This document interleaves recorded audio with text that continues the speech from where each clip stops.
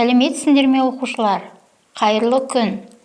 Қазір бізде қазақ тілі сабағы 48-ші сабақ. Бүгінгі сабақта сөйлем туралы білімдеріңді толықтырасыңдар.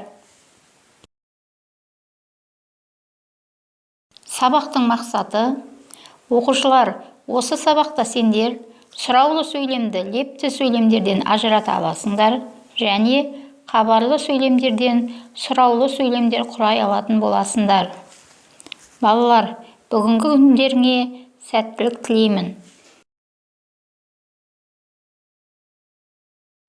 Балалар, сабақты бастамас бұрын сөйлем түрлерінен білімдеріңді ортаға салайық.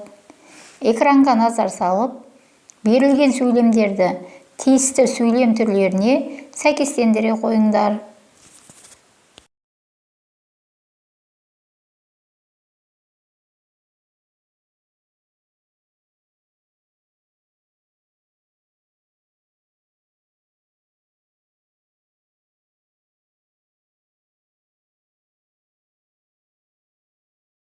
Балалар, өздеріңді тексеріп алыңдар.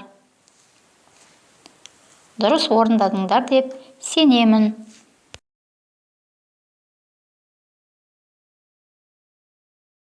Балалар, келесі тапсырмаға көшейік. Мына берілген жайттарды білу үшін сұраулы сөйлемдер құрап жаза қойыңдар.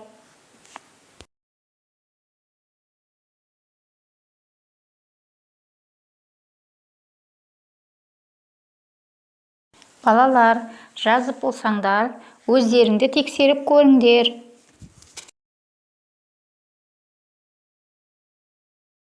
Жарайсыңдар балалар, тамаша орындадыңдар.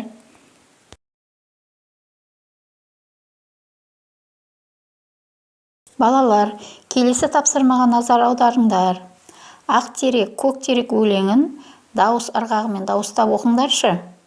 Оқи отырып, лепті сөйлем мен сұраулы сөйлемнің оқылу ырғағын салыстырыңдар.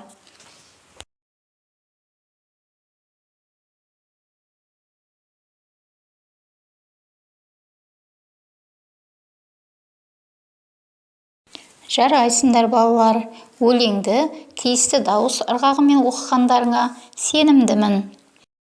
Балалар, енді бейне түсірілімдегі ақтерек, көктерек ойынын тамашалап алыңдар. Ойын сендерге ұнады ма? Сендердің ойнайтын сүйікті ойындарының бірі осы ақтерек пен көктерек ойыны деп ойлаймын. Ұнаса, бос уақыттарыңда достарыңмен ойнап көріңдер.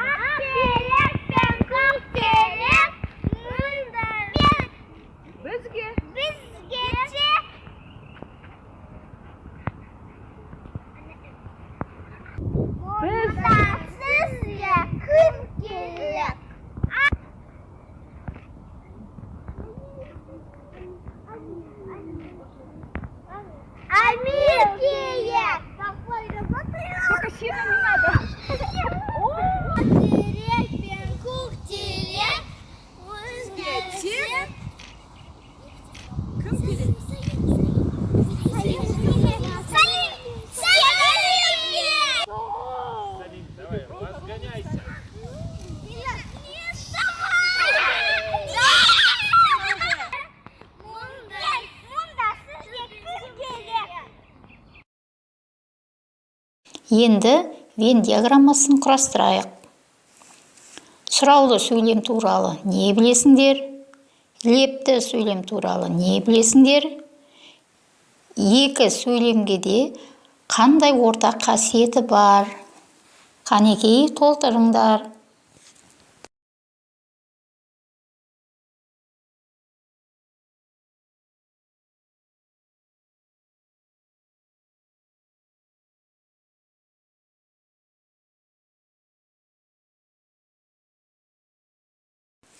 Балалар, толтырған диаграммаларыңды экрандағы диаграммамен тексеріп салыстырыңдар.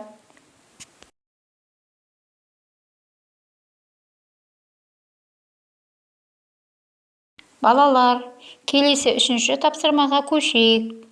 Назар салыңдар, балалар. Бағанның сол жағындағы көп нүктенің орнына тиісті сұрау мәнді сөйлемдер жазып, бір-біріне өзгешелігін дәлелдеңдер.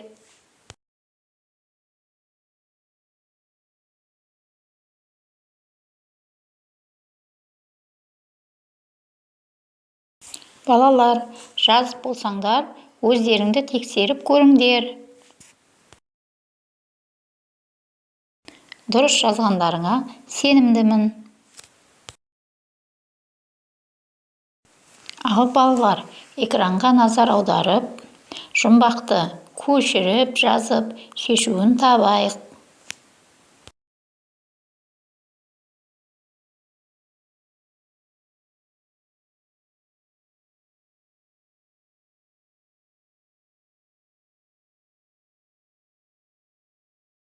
Дұрыс таптыңдар, балалар.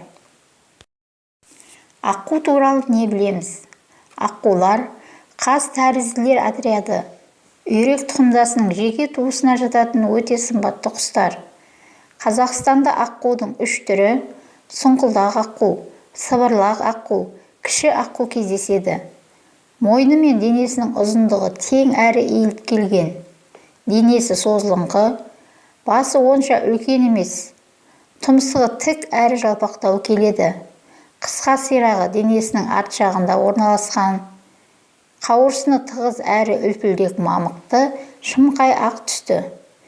Тек Австралия мен Тасманияда кездесетін бір түрі ғана шымқай қара.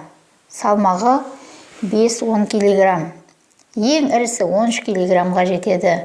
Қанатының ұзындығы 150-180 см.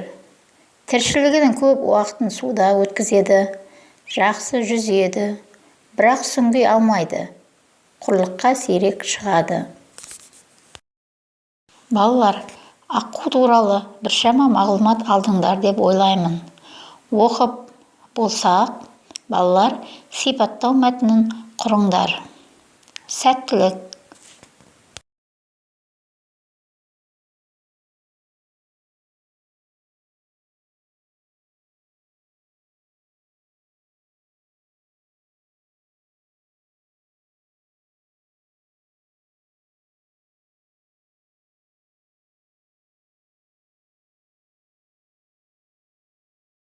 Балалар, экрандағы сипаттау мәтініне қарап, жазған өздеріңнің мәтіндеріңді тексеріп алыңдар.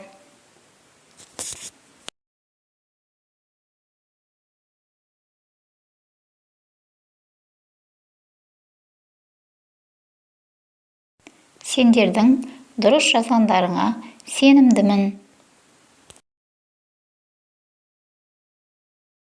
Міне балалар, сабақ соңына да келіп жеттік. Бүгінгі сабағымызды қорытындылау мақсатында дұрыс-бұрыс ойынын ойнайық.